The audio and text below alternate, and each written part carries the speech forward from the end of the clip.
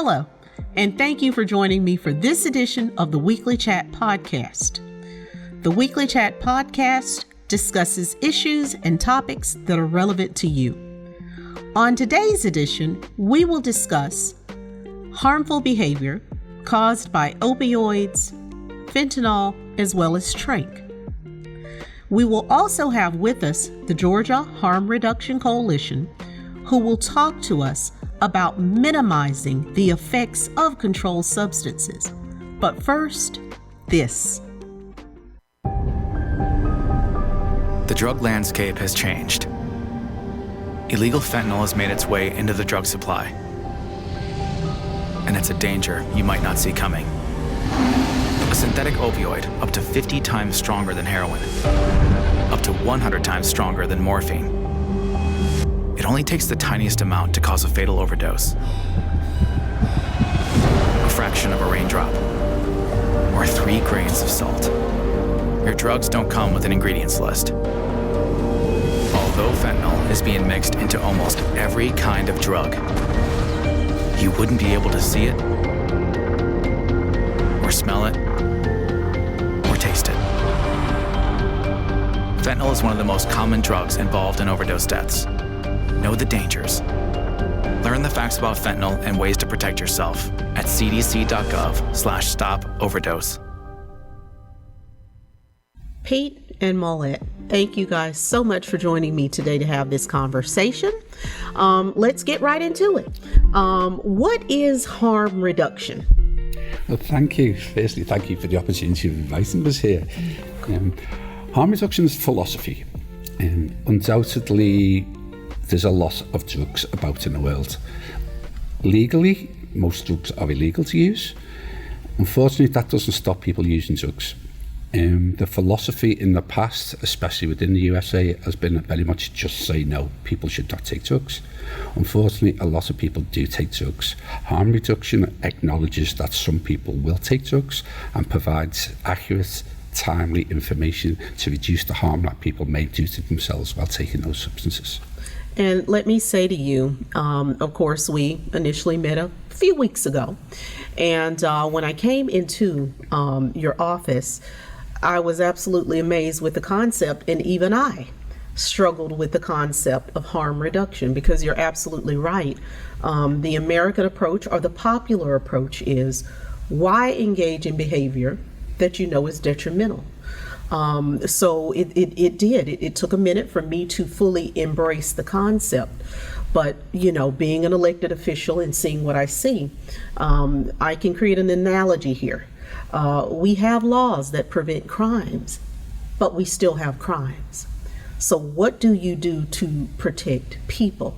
Now, one of the things that I want to talk about, because there's a lot to uncover, because currently, not only in the US, but across the globe, opioids and opioid use is having devastating effects on our communities. But before we get all the way there, I want you guys to tell me a little bit about the services you provide and what is the Georgia Harm Reduction Coalition? Thank you so much for having us, and we're very happy to be here and spread the word about harm reduction. Georgia Harm Reduction Coalition is a nonprofit providing wellness-centered services to, fighting the impact of HIV, hepatitis C, substance use, STI, and so on in vulnerable communities. We've been around for about 30 years. It was started by a group of nursing students from Emory University during the crisis of HIV in the 90s, and they took the solution upon themselves and started distributing clean syringes. And we still have one of the founders, working with us. So it's been around for a long time, but it's evolved. It's evolved a lot. So our services really, it's a wholesome approach, whereby you treat when a client comes in that type of community, we give services to the wholesomeness of the needs of the person. So, for instance, they would come in for pregnancy test, and we would ask them several questions, sort of doing need assessment, and of course Narcan could be one of them. Treatment for STI or so on could be one of them. But we make sure the wholesome, the person is met fully and served, in every way that is needed. Absolutely. And let me ask, what are you seeing? Because you talk about the evolution of services. Yes. And the need, because it all started with HIV. And I believe that was in the late 80s that you first heard the term. And now we're dealing with a variety of issues. But what would you say right now is most prevalent? What do you deal with on a daily basis, or what service do you perform more often than others? It's hard to say. I'd say Narcan distribution, syringe exchange, and our clinic is busy every day. Always. And let me also ask, because for those of you who are watching, I want them to understand what Narcan is. Let's talk about it. What is Narcan? As you've correctly said it earlier, there's an opioid epidemic in the USA at the moment. People are buying substances on the streets. People are getting substances from pharmacy. There's lots of opioids coming into the communities. Unfortunately, if an opioid isn't bought from a pharmacy, we've got no guarantee of what was in that pill, in the powder, whatever people are buying. The vast majority of street drugs that people buy are adulterated, whether they be powders, whether they be tablets. An opiate itself can be dangerous for the risk of overdose. An opiate laced with fentanyl can be increasingly dangerous, and this is what we're seeing a lot more in the opiates. There's a lot of fentanyl. Taking too much of an opioid will cause an overdose. Narcan, a drug actually called naloxone, is an opiate reversal. There's two ways of administering it. It can be by intramuscular injection. A lot more widely available now is a nasal spray, which we simply spray up the nostril, and that can reverse the effect of an opioid overdose. And one of the major roles of Georgia Harm Reduction Coalition at the moment is to get as much Narcan out onto the streets, into the communities that are affected by opioid use. So literally, people can just walk in and request the Narcan, and they know how to administer, because I remember, if I'm correct in this thought, I know that it's utilized a lot with our emergency personnel. Yes. When they come on site. But have you seen a sharp increase in the request for Narcan? And I don't know if you can quantify, whether you've seen a 50% increase, because what we're seeing with opioids is absolutely, it's amazing to me. And I wanted to do this segment because people don't really understand, I think, what's going on out there, because it's increasing tremendously, the usage. Mm-hmm. And this is the issue with opioids and with fentanyl and with street drugs that are adulterated by other substances. People don't know what they're taking. People may buy a substance that they think is going to give them a high. It may be laced with other substance that will take them down. It will slow down the heart rate, it will slow down the breathing, it will actually stop them breathing, and that is an opiate overdose. Fentanyl is being put into lots of powders, lots of pills. People don't know what they're taking. And I think we can't express that enough. When you're purchasing street drugs, you don't know what you're taking. Now, overall, because I've done some reading to better prepare for this conversation, where do opioids come from primarily? Opioids itself is a pharmaceutical drug. Obviously, we have heroin, which is... But I think there's a difference between the pharmaceutical drug, which is a diamorphine, and what we're seeing on the street.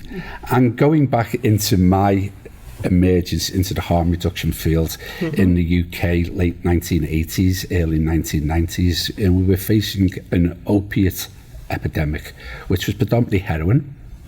In the US, we're seeing a lot more of an opioid epidemic, which is in pills.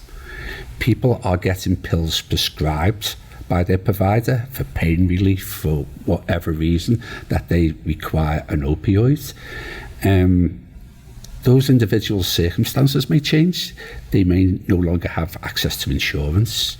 The provider may decide that they no longer want to give them the opioid, but they're still in pain.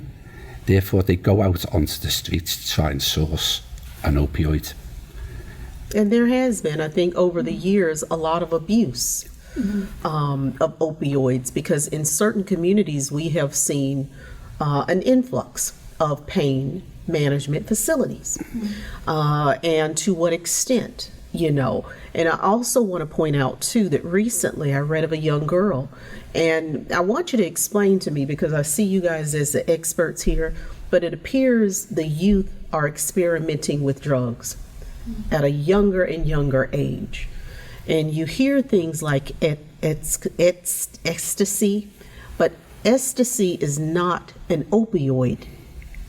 But young people are taking what they believe to be ecstasy, and just recently it had a fatal consequence for a young girl.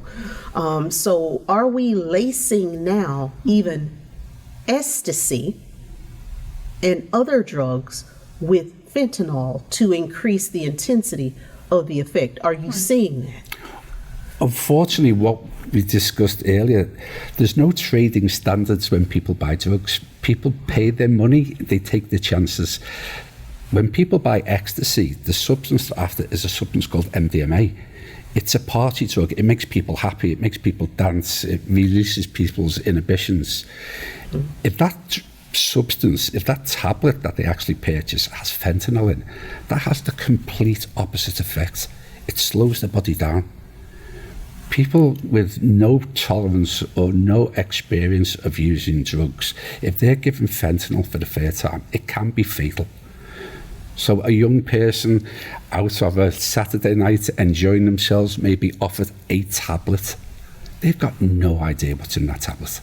Unbelievable. Therefore, and this is something that parents, I really want you to have the conversation with children, because these are all, for a lack of better words, these are manufactured products. And this is the harm reduction approach. If we say don't use drugs, that is the end of the conversation.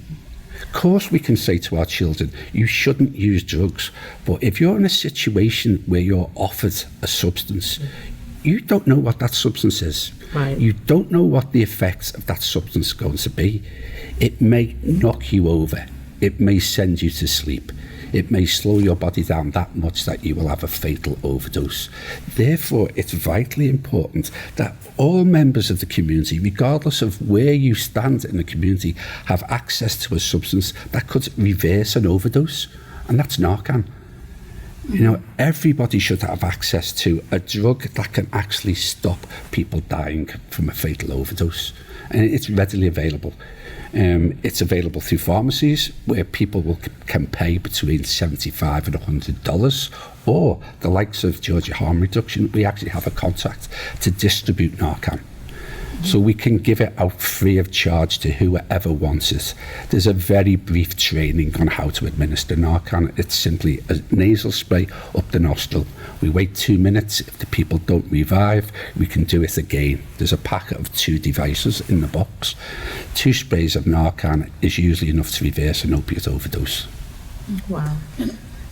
And I want you also, because I know that we've spoken quite a bit, Millette, about education.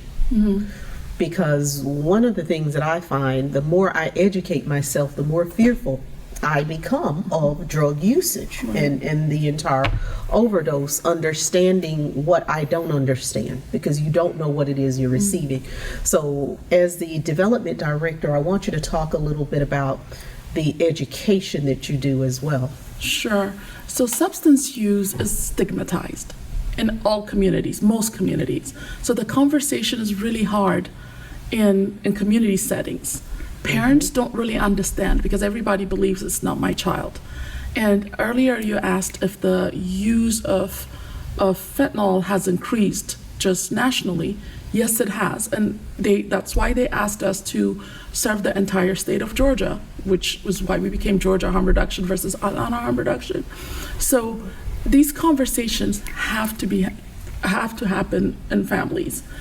A parent doesn't even know that their children are on a substance. A lot of times I hear from emergency room doctors that the kids come and parents are called and they're completely clueless and they don't even know about opioid or anything, so they have to kind of educate them right there on the spot of what's happening. So we want to spread the word that this is a real issue. It's according to CDC, 3 people a day are dying of overdose right now in the United States. And so school systems need to educate the students, need to create a day, an awareness day for Narcan and substance use and so on. It has to be a normalized conversation. We need to move away from the stigmatization of use because a lot more young people are using it now. And since it's a hush-hush thing, then it's just only going to get worse. It's not going to get better unless parents make it a point to study what that is, to educate themselves, do research, and then have a conversation with their children. Now, one question I have, are there any signs? Oftentimes we want to say that there are signs associated with certain types of behavior, but are there any signs? It's very difficult to say. Signs of what? Signs of being a young person. Wow. My teenage children show lots of signs of lots of things. It doesn't necessarily mean that they're using a substance. Kids will be kids, as we say. And also, speaking of children, is there a specific age group that you're seeing, a specific demographic where the use of fentanyl, is this in any way a socioeconomic issue as well? That's something that I'd want to hear, because I believe in many instances it can be with certain types of drugs. It actually is. So when a person comes to us and a client comes to us, that substance use issues, they're like 19th problem. They have several other problems in the communities that we serve. And so, we have different types of services to meet them where they're at, because that's what harm reduction is. You meet them exactly where they're at and you offer the services that they need for their particular case. And so, but we always, in the communities that we serve in Fulton County, we will have someone come in and yes, they do want Narcan, they do want clean syringes, but they also have several other problems. And so it is while it is a socio-economical issue, it is also in the suburbs. We're moving to Woodstock and average income is $80,000 a year for a household. So, so fentanyl use is occurring in the suburbs. Oh. I think we need to be really careful when we say fentanyl use. Opioids? Opioid use. Unfortunately, the vast majority of fentanyl use, people are not aware they're using fentanyl, and this is the problem. And I take it that fentanyl is highly addictive. Is that safe to say? Yes, it's addictive, but I think the major problem with fentanyl is people are unaware that they're buying fentanyl, that there's fentanyl in the drugs. And that's extremely, it's very alarming, because they think they're buying one substance, and I've noticed that fentanyl is being laced with a variety of different types of drugs. Right. And I assume it's because of the addictive qualities that it has. And of course, those that sell drugs want repeat customers. Right. And I want to say, we also provide fentanyl testing strips that tells you how much fentanyl. It's very important for everyone to know that we do have that. And it just lets you know how much fentanyl there is on substance. And unfortunately, some people might use it for the opposite effect that what we want them to see how much fentanyl it has, because the more fentanyl it has, it makes them higher. So we do provide fentanyl testing strips, and that's part of our outreach program. I think that's very important. When we look at drug use, we look at a drug using community. There's what's known as recreational drug users. There's people who can use certain substances, have no problem with that at all, and carry on normally functioning. At the other end of that continuum, we can have people known as problematic drug users, people that have problems with the drug use. Once fentanyl was introduced into that continuum, we're seeing a lot of recreational drug users overdosing on a pill that they could have taken 3 or 4 times before that was probably ecstasy, MDMA, but now it's fentanyl. So when you mentioned before about what are the signs, healthy young people enjoying themselves who go out and party, maybe experimenting with certain substances in the past, are now exposed to a new drug, fentanyl, that they've never seen before, they've never come across before. It doesn't have the effects that they want, and it's fatal for a lot of people. Unfortunately. And let's, as we acknowledge, because technically, and I will say here that DeKalb County, we're in the process of settling a lawsuit with distributors of opioids. There's a lot to unpackage, but I first became more alarmed because, of course, we've talked about opioid usage for years. But I became more alarmed. I was traveling internationally, and I was actually in Israel. And oftentimes all you can do is watch television, and I tend to like the world news. And they were actually on the streets of UK. And there is a new drug. And I don't know if you call it a drug, but it's called Trank. The dangerous street drug component is officially called Xylazine, nicknamed Trank, as in tranquilizer. For people who use illicit drugs, it is an X factor, both unseen and possibly fatal. Recently, drug traffickers suspected of secretly adding Xylazine to more expensive opioid products to cut costs and increase highs, but with terrible side effects, including death. Thomas Benson Krausman's talent evident early. He was a delightful guy, very inquisitive. What was not so obvious to his family was the teenager's experimentation with illegal drugs in high school, such as OxyContin and Norco. He then moved to heroin. Pills got harder to get, and the heroin was very, very cheap. Despite family support and attempts at rehab, the 29-year-old lost his addiction battle a little more than a year ago. The Krausmans thought he died from a heroin and fentanyl overdose. Months later, this toxicology report from Lake County revealing something they couldn't have imagined. Did you even know what it was at that point? Not Xylazine. The coroner didn't know what it was. The powerful animal tranquilizer is not intended for humans, many users unaware it might be in their street-bought drugs. The family saying they were told a terrible reality. The Xylazine alone would have killed him, and that the fentanyl would have dropped an elephant. Xylazine's toxic effects in humans aren't well understood. Users can be knocked out for hours. And then there is the mysterious flesh-eating effect, leaving some with horrific, hard-to-heal wounds that can lead to amputation. Trank has taken opioid use and the whole fentanyl to a new level. And even the CDC has spoken out and said, we don't know what it is we're seeing here.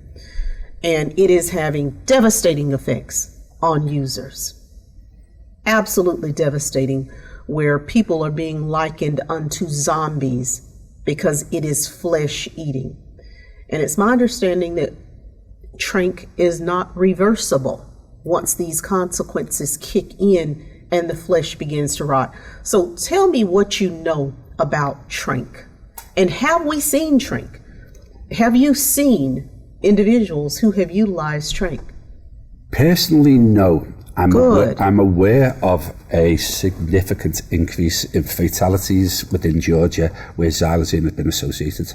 Okay. And this is where we get the data from toxicology reports, unfortunately after a fatal overdose. When we actually do the blood sample, pathologists have started finding this new drug, Xylazine. What's this? Why are people taking this? Once again, the vast majority of people taking Xylazine don't know they're taking Xylazine. It's just something else that's mixed in the drugs.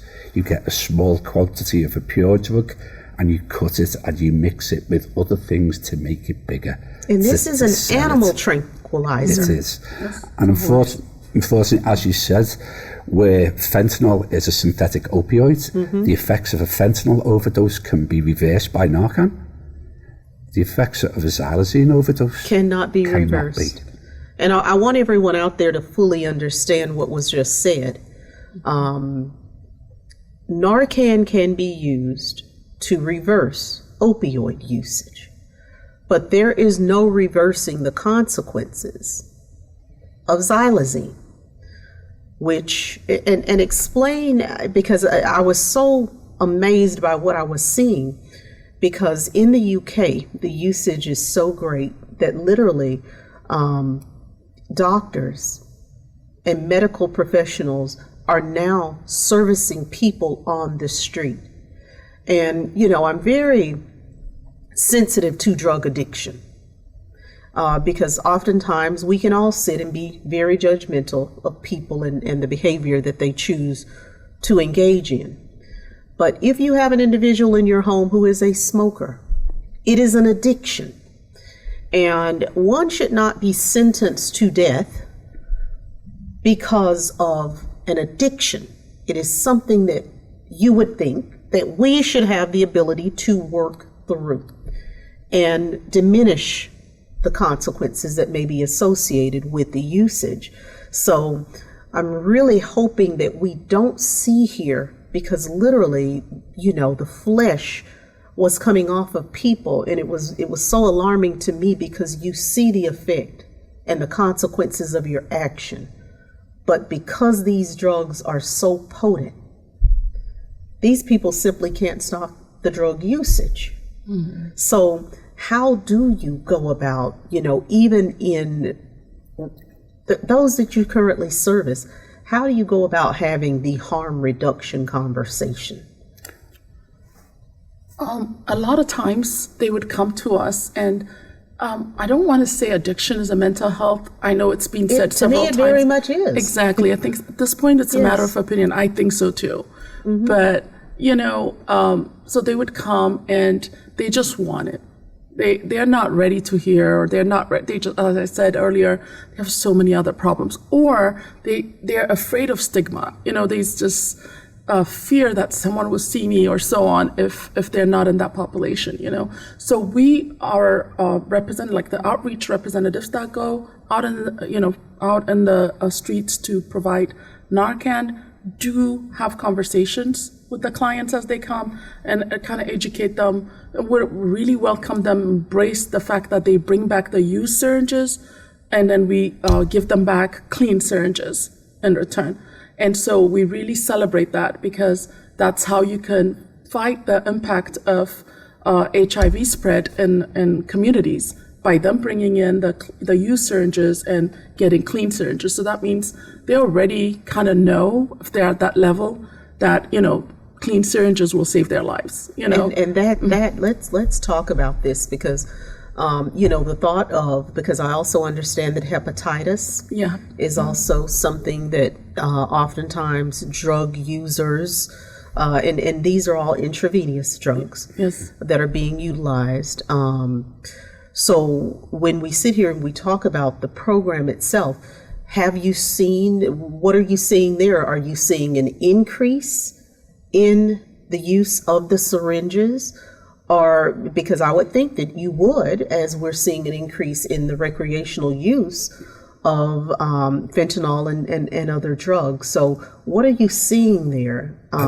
Because I never thought of the fact that an exchange program for syringes to cut down on the likelihood of the spread of other disease and hepatitis reduces harm, but it really does. It really does.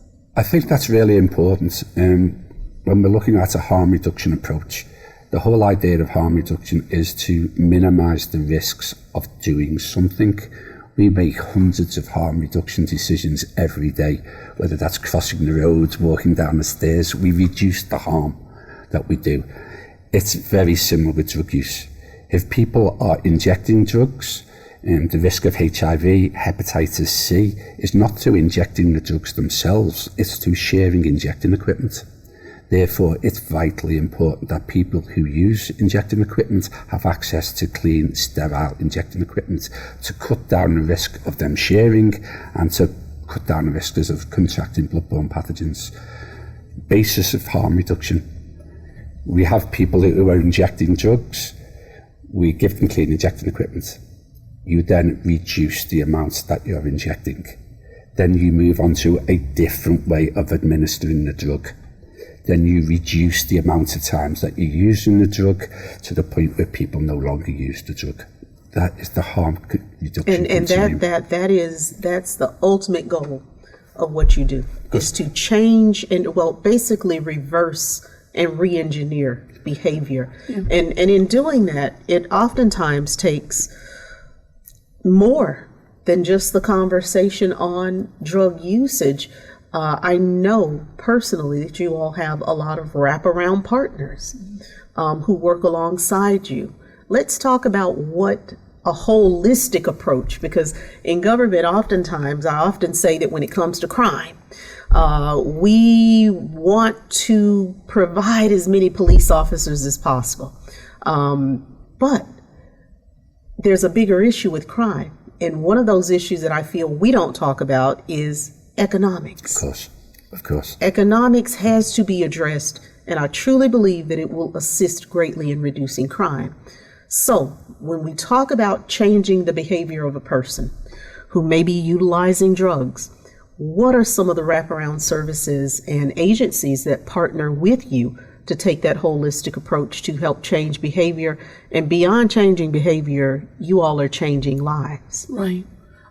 So as I said earlier, we do like need assessment when a client comes in. Mm-hmm. And so as they come in, we identify the several areas that they need help with. We have about 65 service units that we give out. I don't know what we don't do. Anywhere from giving them free showers if they're homeless. So we have individuals that come to our Fulton County location daily to take showers. We give them clothing. We give them our address so that they can receive their mail through our address. So that's a wholesome approach to individuals that struggle with this lifestyle. And we have a job readiness program. We have case managers that can help them with their doctor's appointments.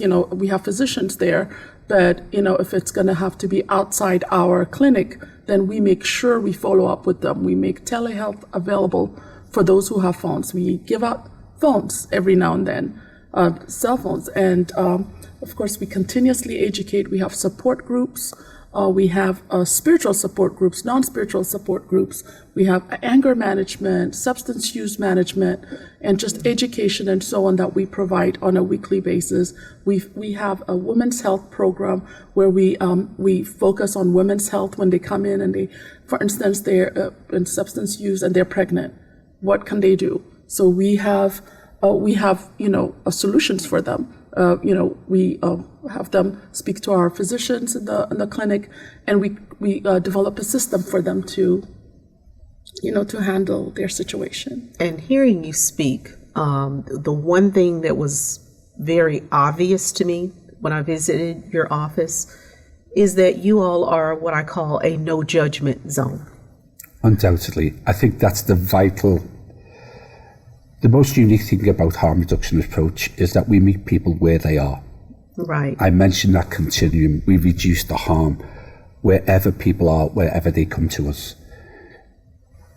The continuum is, as you've already mentioned, ideally people will be drug-free. Mm-hmm. In people's lifetime, that may never happen. Therefore, we help people where they are. If that's reducing drug use, whether that's managing their drug use, wherever they come to us, this is where I am at the moment, we can offer them services to support that. The vast majority of people with problematic drug use have a lot of issues, as you've correctly said, whether that be socioeconomics, whether that be mental health issues.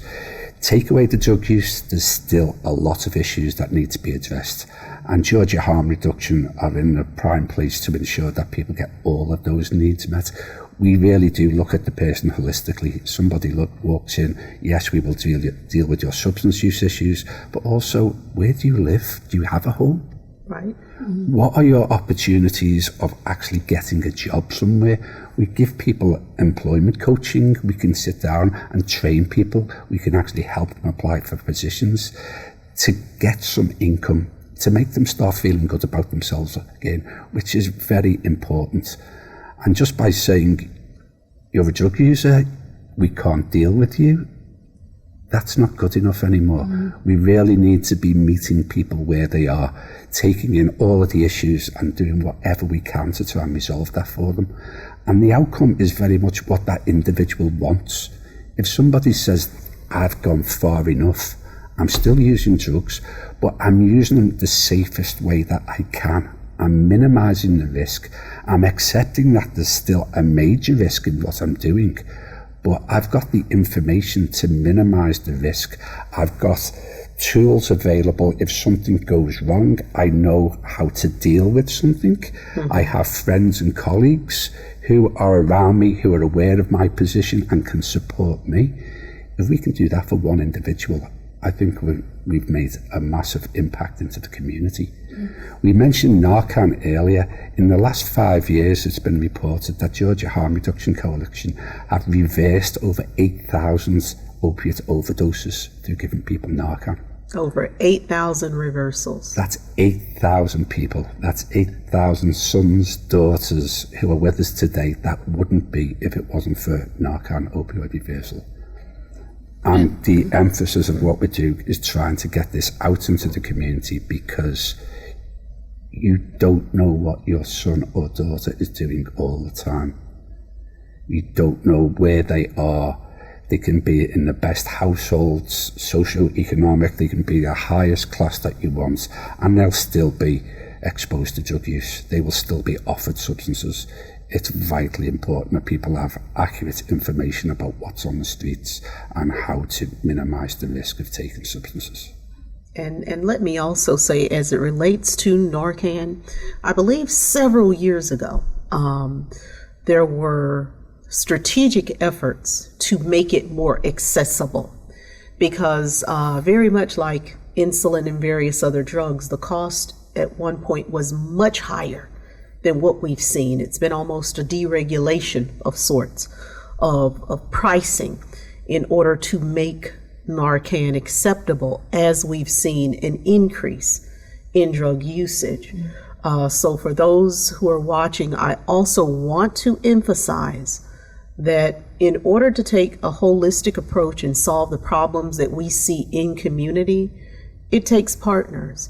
So I am a huge advocate for corporate consciousness and responsibility, because many organizations come to the table, many organizations volunteer and provide services to assist organizations like the Georgia Harm Reduction Coalition.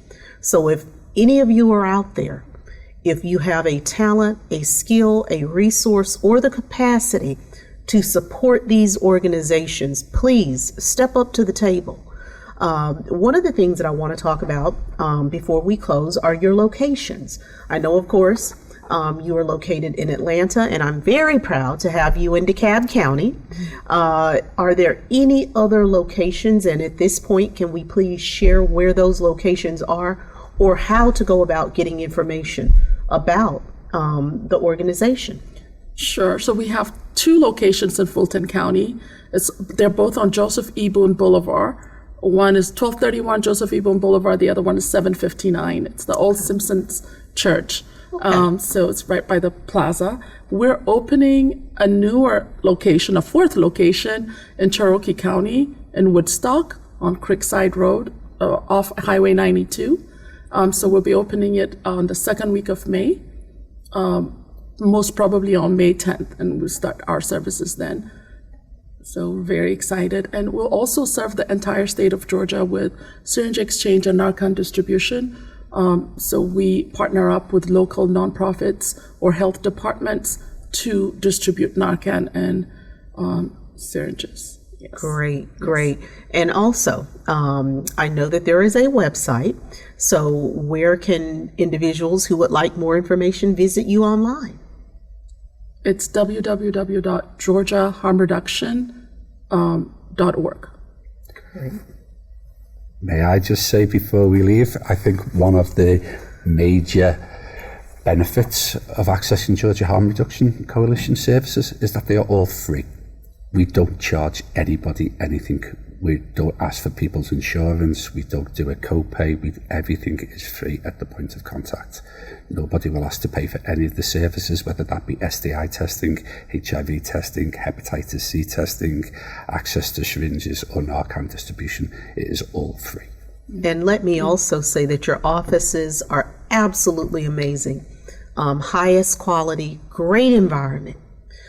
Because oftentimes I must say that when it comes to certain services, whether they're public services or services that may be associated with undesirable behavior, there is an expectation or a belief that there is lesser.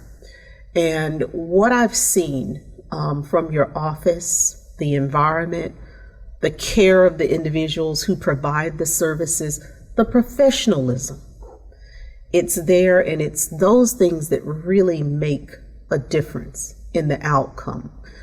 So I just want to thank both of you for your care for a segment of our community that has great need, that many people do not understand or have the capacity to serve.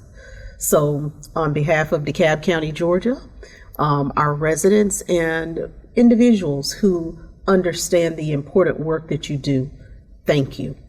And thank you so much for taking the time to be a guest with me here today on the Weekly Chat. Thank you. Thank you. Thank you You're so much welcome. for having us and for the work that you do. And also let me thank those of you who are listening to this podcast. This is the Weekly Chat, where we have conversations that are relevant to you. Join us next time for more informative conversations.